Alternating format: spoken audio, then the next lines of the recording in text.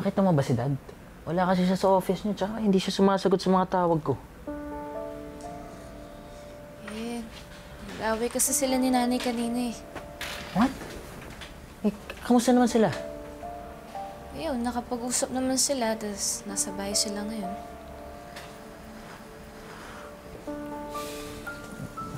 Buti naman. Alam mo, gusto ko kasi si Tita Lynette na lang ang forever ng dad ko. Ayoko na kasi ulit makisama sa ibang maging asawa niya eh. Ano ibig mo sabihin? Hindi lang yung mami mo yung nakasama niya ni Doc Carlos? I mean, yeah. After my mom died, nagkaroon pa ng isa pang partner yung dad ko. Hindi ko nga siya kilala eh. I mean, I even forgot her name. At nasa med school pa ako noon, kaya hindi kami masyadong nagkikita.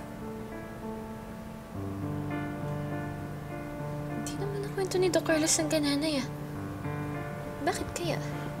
Baka hindi sila gano'n ka-serious. Kaya siguro hindi sila nagtagal talaga.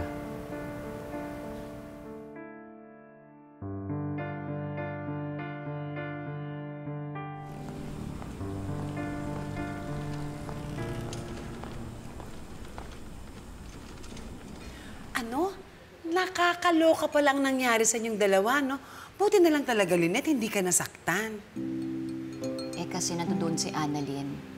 Pero kung wala siya, baka nasaktan na ako ni Carlos. Eh, teka muna. Nasaan na ngayon yung Carlos na yan? Eh, maaga siyang umalis eh, baka nasa ospital. Ako sinasabi ko sa'yo, ha? Mag-iingat kang mabuti sa bahay na to dahil baka tuluyang kang saktan yung Carlos na yan.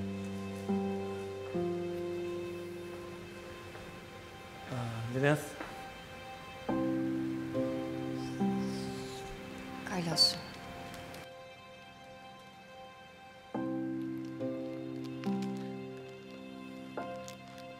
Flowers for you.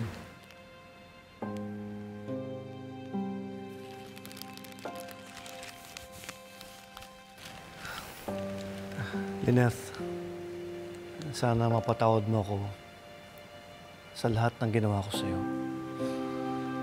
I'm sorry. I love you so much.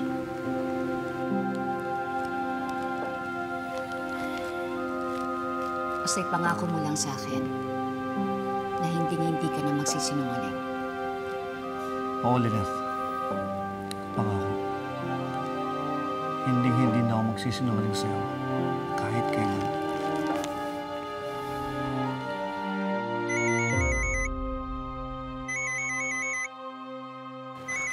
International call. Baka kamag-anak ko sa US. Sagutin ko lang, ha? Excuse me.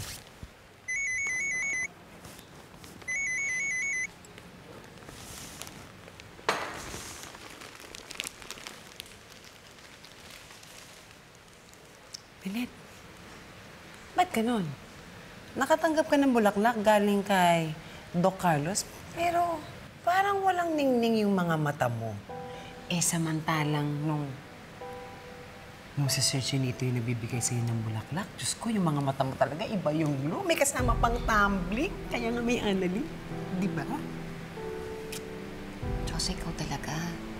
Pati patigilan mo na ako, ah. Kasal na kami ni Carlos. Kasal? O sakal? Eh, kitang-kita naman sa'yo na hindi ka masaya. Parang ang nangyari sa'yo, na-trap ka na lang dyan sa kasal ni Doc Carlos. Ay, naku, Lynette, alam mo, isa lang ang dalangin ko. Na sana, yung trap-trap mo dyan sa kasal-kasal ni Doc Carlos, eh, makalaya ka pa. Diyosa, kailangan kong panindigan tong kasal namin ni Carlos. Hindi naman ako basta-basta makipaghiwalay sa kanya dahil pakiramdam mo, inatrap lang ako.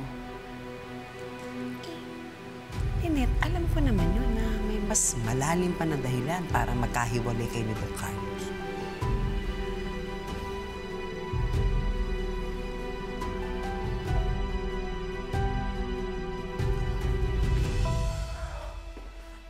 Attorney, mabuti. Dumalaw ka. Ano nang balita sa kaso ko? Makakalabas na ba ako dito? I'm sorry, Moira, pero hindi ka makakalabas. Dininay ng korte ang bail mo. What? No! No! Listen, we can file a motion for reconsideration. Pero non-bailable ang kaso mo. Besides, may record ka na tumatakas ka dito. You're a flight risk. Hindi ba ako pwedeng magsakit-sakitan? Napapanood ko sa TV yun eh. Yung mga politiko. Total, nabutas naman yung ulo ko. Baka pwede ko sabihin, kailangan ko mamahinga sa bahay, di ba? Hindi sick pass ang bail. Akala ko ba magaling ka, Leche? Do something! Hey, don't talk to me like that. Watch your tone. Look, what we can do is just wait for your court hearing. Kailan yun? Malapit na ba mangyari yun? Madidismiss ba yung kaso ko? May pag-asa ba ako makalabas dito? Malakas ang kaso laban sa'yo because they have a witness, si Mr. Dakanay. Now, what you can do for the meantime is lay low. Huwag kang gagawa ng kahit ano na makakasira sa record mo. Ako nga ginagawang punching bag dito eh. Lalaban tayo, hindi kita pababayaan. But you have to behave. Gamitin mo to to buy yourself some favors. Matuto ka makisama. Alagaan mo yung mga gwardya.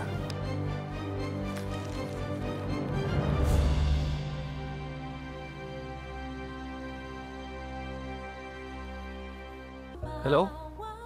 Hello? Carlos? Yes? There you are. Sino to? Oh, come on, Carlos. You don't remember me anymore? I am Irene Benitez, your wife.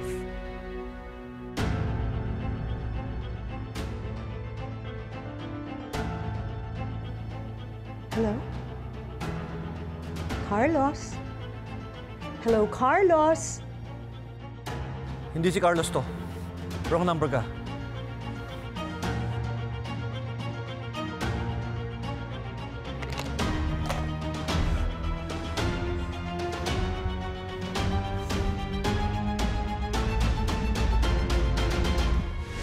Carlos, pwede ba kita makausap? Busy ako eh. Busy ka, pero may oras kang dalawin si Moira. Nay, alam po ba na nagkaroon po ng girlfriend si Don Carlos bago po naging kayo? Yung nanay ni Harry. Ay, hindi po. Nung namatay po yung asawa niya, nagkaroon pa po siya ng girlfriend na nakasama po nila ni Harry. Dito sa loob, may mga Diyos, may tagasunod. May mga nagpaparusa, pero lahat pwede mong mapagawa. Sininang! Bakit? Ang kailangan mo? Kailangan ko po ng tulong niyo. Gagawin ko kahit ano. Makalabas lang ako dito agad. Ang tanong, kaya mo kayang gawin kapalit ng tulong ko?